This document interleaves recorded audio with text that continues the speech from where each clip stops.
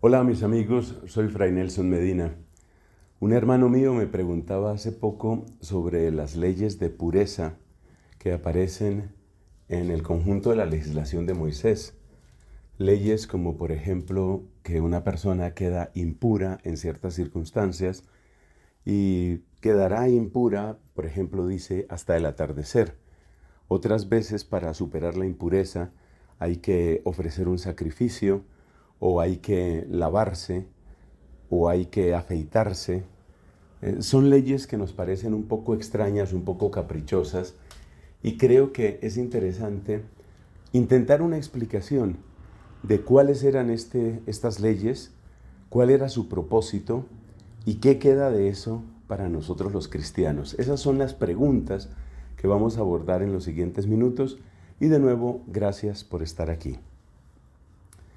Empecemos haciendo un pequeño inventario de cuáles eran estas leyes de pureza.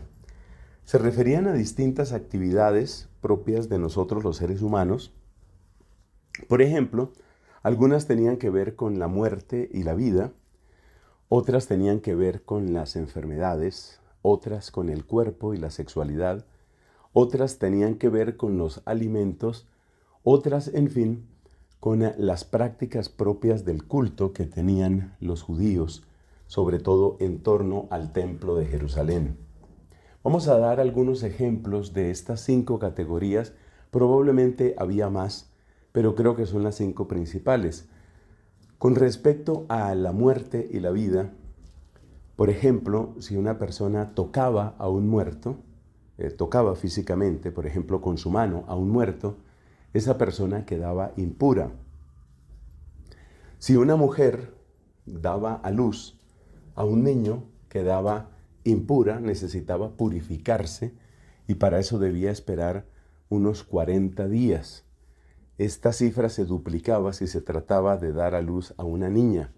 Y de nuevo aquí aparecen elementos que a nuestros ojos son caprichosos, son extraños.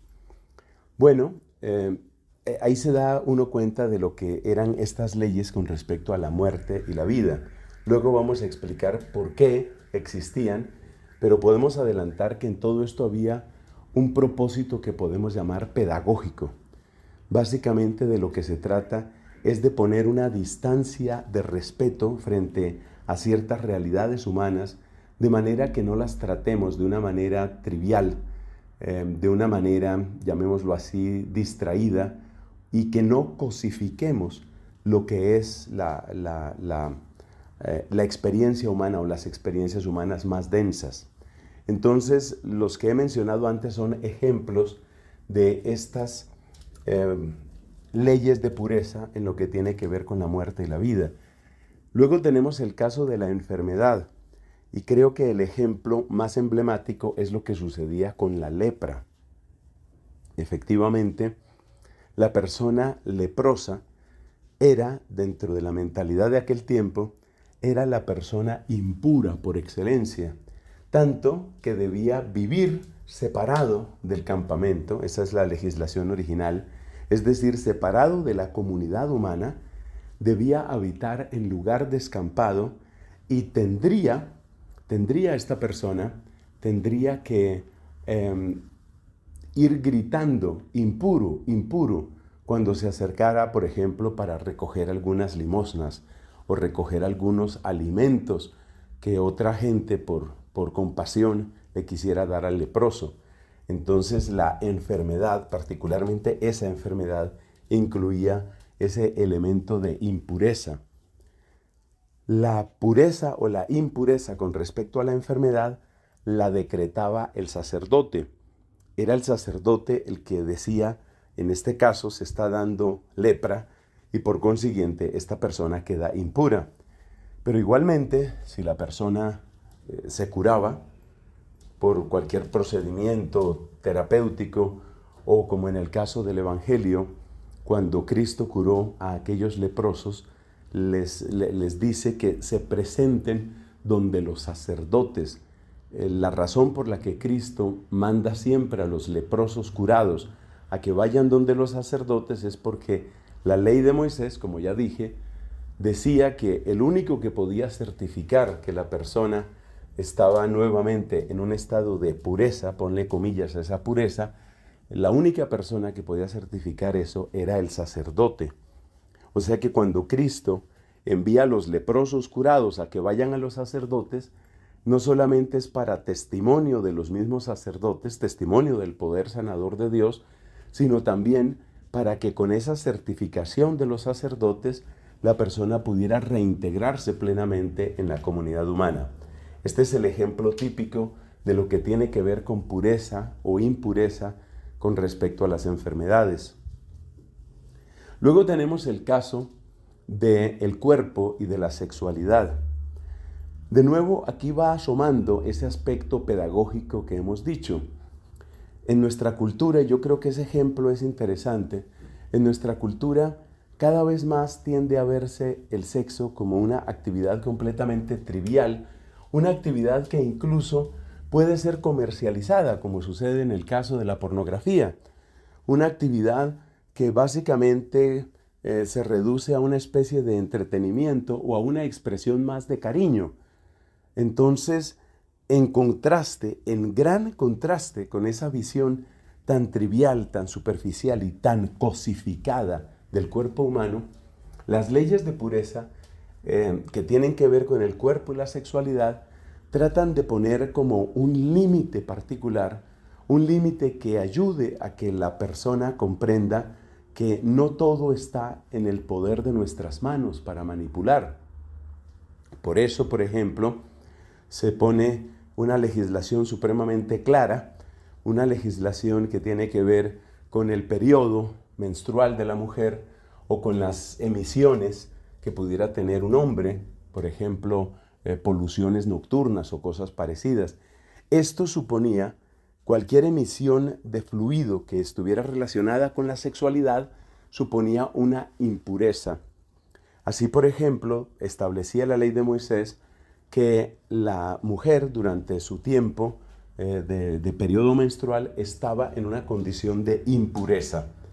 Y el hombre que hubiera tenido un tipo de emisión, por ejemplo una emisión nocturna en un sueño, esa persona, ese hombre, también quedaba en condición de impureza.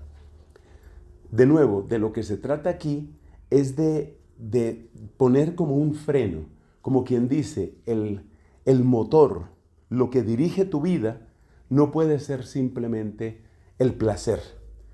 Y al poner un límite, por ejemplo, en el tiempo o en el modo de tener relaciones sexuales con la mujer, pues básicamente lo que se está diciendo es, date cuenta que tu apetito, tu deseo de la mujer, no es la única norma, sino que hay algo, un algo que podemos llamar sagrado, hay un algo que marca una distancia y por ese lado van esas prescripciones que tienen que ver con la pureza. En esto hay que hacer una aclaración muy importante.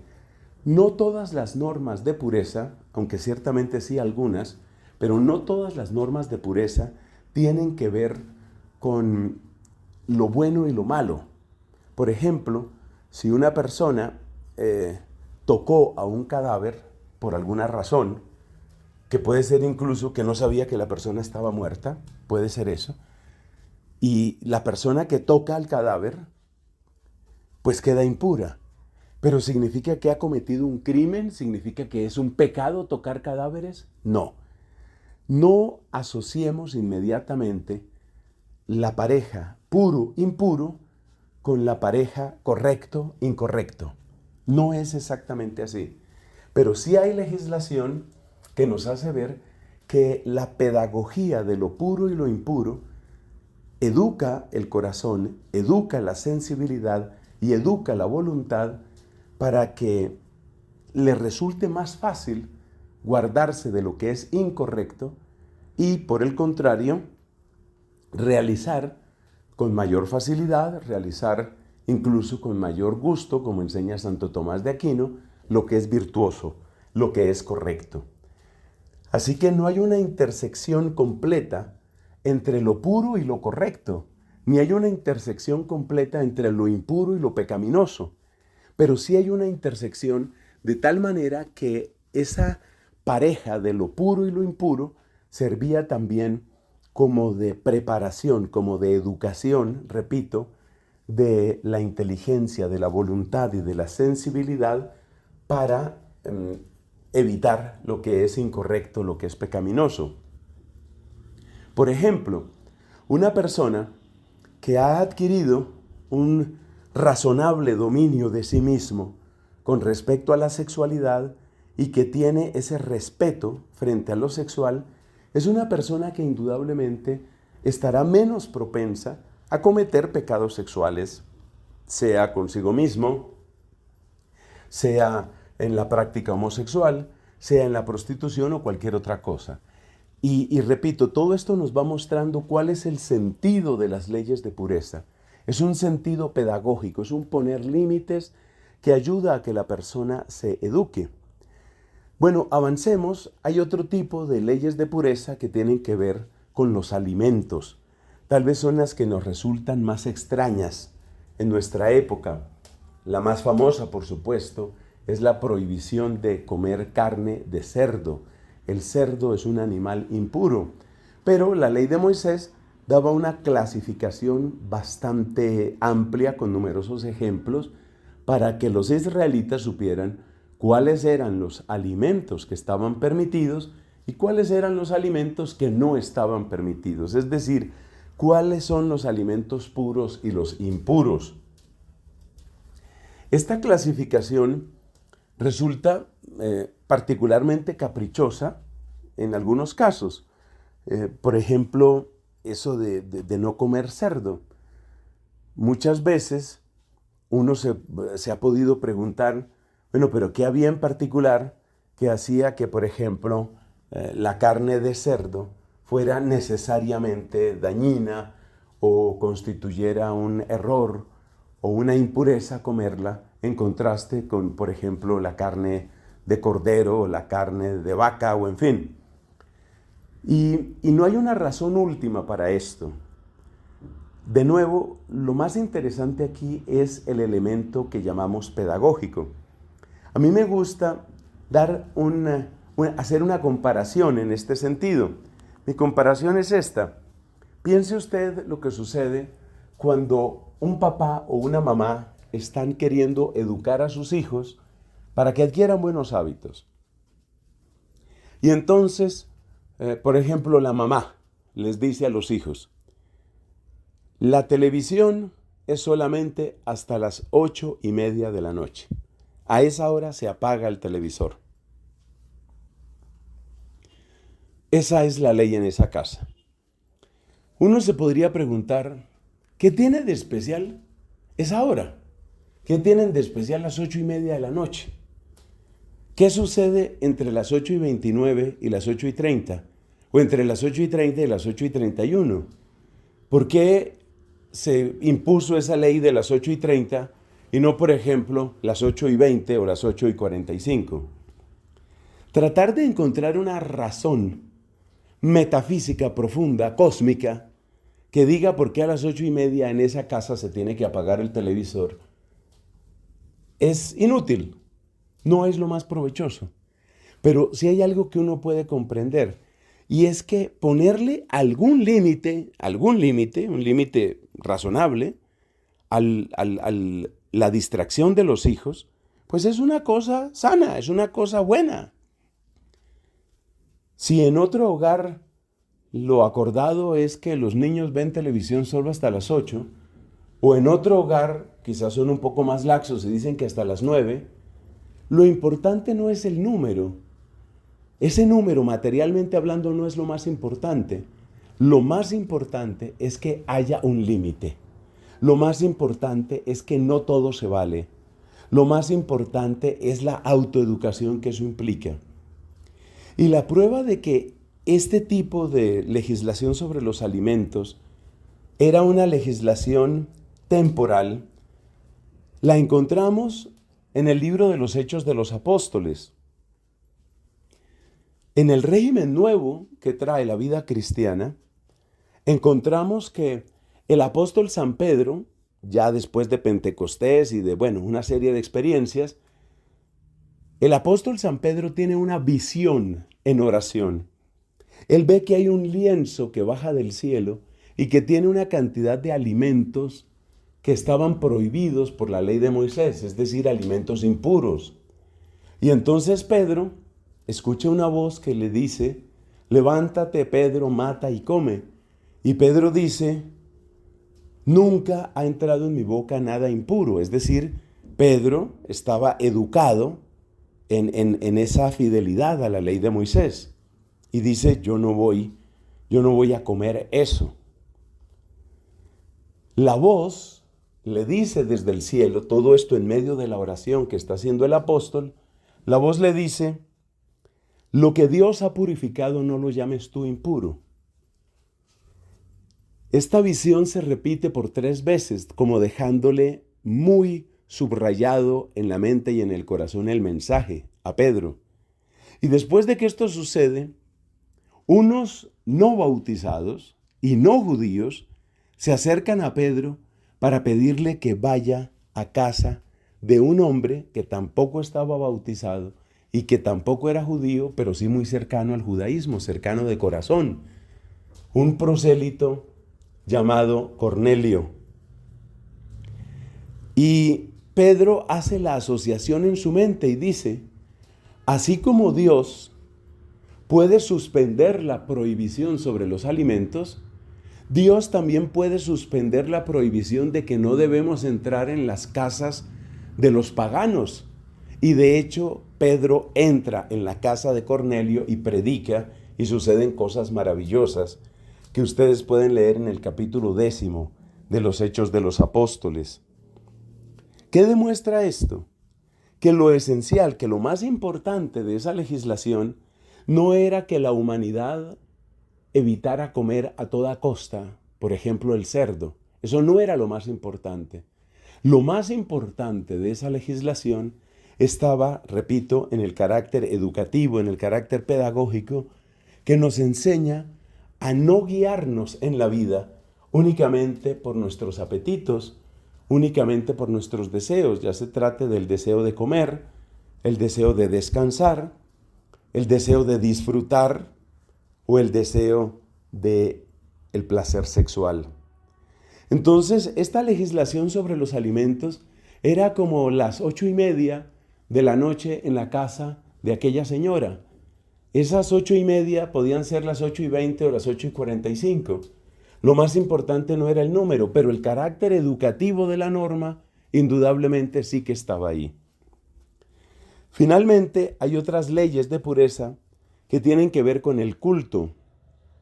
Por ejemplo, se prescribe que para realizar el culto tenían que afeitarse o tenían que lavarse, o ambas cosas, los levitas y los que iban a tener que ver con la ofrenda del templo, las ofrendas que se presentan en el templo.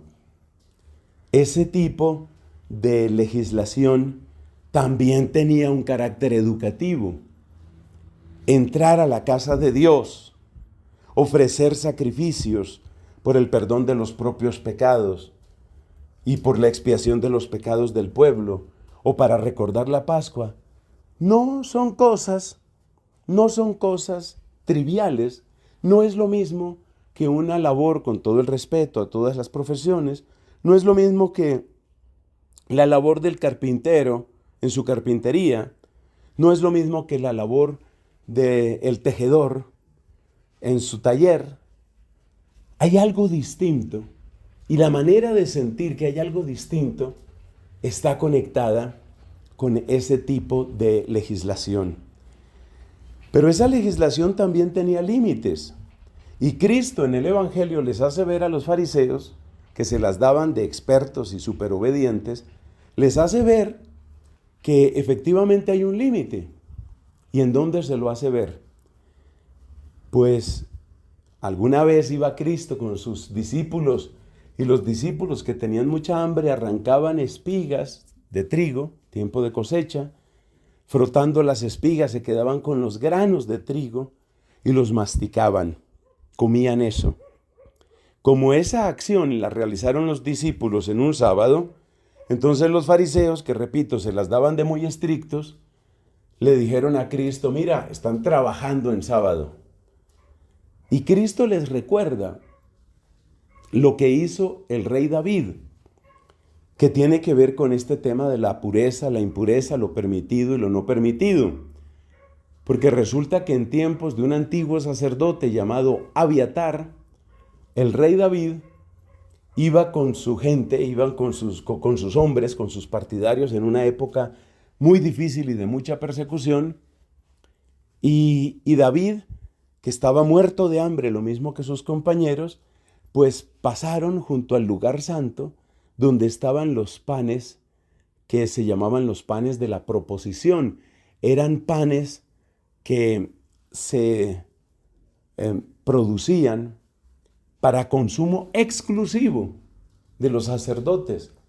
Y David comió de esos panes y les dio de esos panes también a sus compañeros. Cristo recuerda ese ejemplo para que entendamos que estas leyes de pureza también tienen un límite.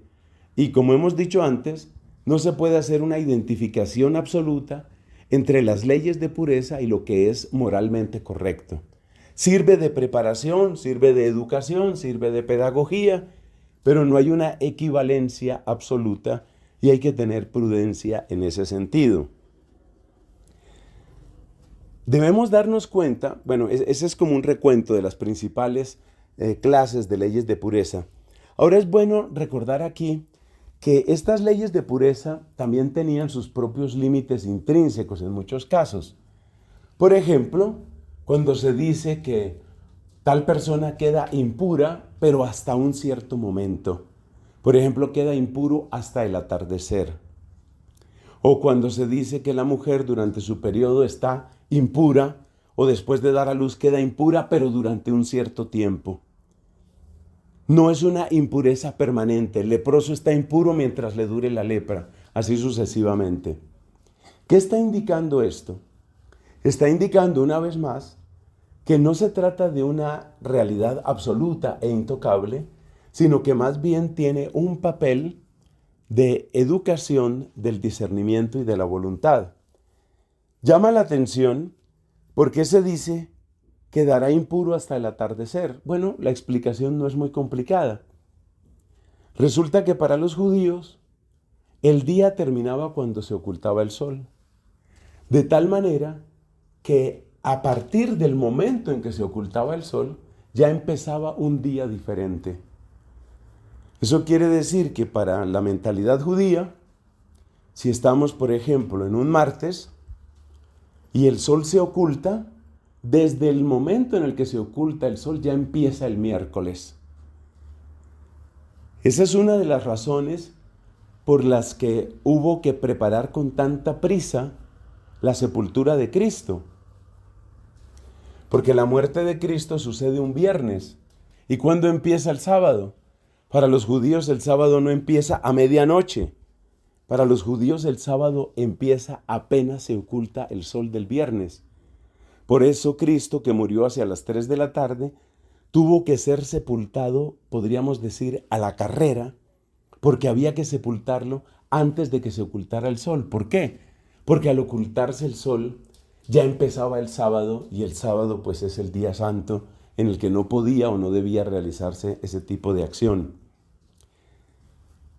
Entonces, cuando se habla de una cierta impureza durante un tiempo hasta que se oculte el sol, lo que se está diciendo es, durante ese día, que va a terminar cuando se oculte el sol, durante ese día, tú cargas con esa impureza, pero luego empieza un nuevo día y ya se acabó tu impureza, para ese tipo de situaciones particulares que se cuentan.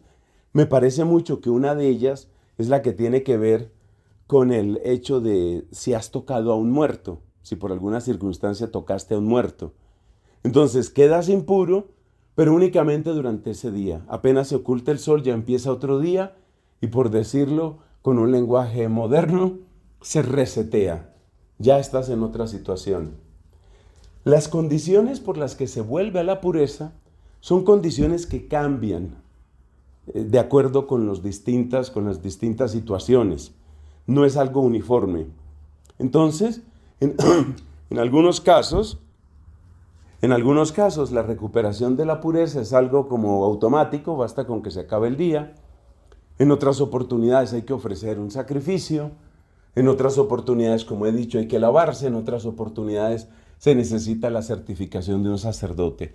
Pero en todos los casos la idea pues es básicamente la misma. Bueno, yo creo que de lo dicho se entiende cuál era la función que cumplían estas leyes. Y el apóstol San Pablo lo dice claramente. El apóstol Pablo dice que la ley, refiriéndose a la ley de Moisés, era como un pedagogo, es decir, un camino educativo, un camino de educación con el que Dios quería, pues básicamente formar nuestra conciencia, formar nuestros impulsos y enseñarnos que no todo está ni en nuestro placer, ni en nuestro deseo, ni en nuestra capacidad de manipular las cosas. Pero esas leyes, pues quedan, en su gran mayoría, quedan transformadas completamente cuando llega el acontecimiento Jesucristo. Alguien podría preguntar, y con esto terminamos esta reflexión, ¿esas leyes ya no tienen ningún sentido para nosotros? Materialmente hablando, nosotros no estamos obligados a cumplir esas leyes. Por ejemplo, nosotros no estamos obligados a abstenernos de comer carne de cerdo. En ese sentido, llamémoslo así, material, esa obligación ha cesado. Pero en otro sentido es bueno que descubramos lo que podemos llamar el valor permanente de esa ley. Una vez que entendemos que de lo que se trata es de educarnos, sobre todo educarnos en la voluntad y en la sensibilidad, en las decisiones y en el autodominio, una vez que entendemos eso, pues nos damos cuenta de que sí hay un valor permanente en ese tipo de legislación.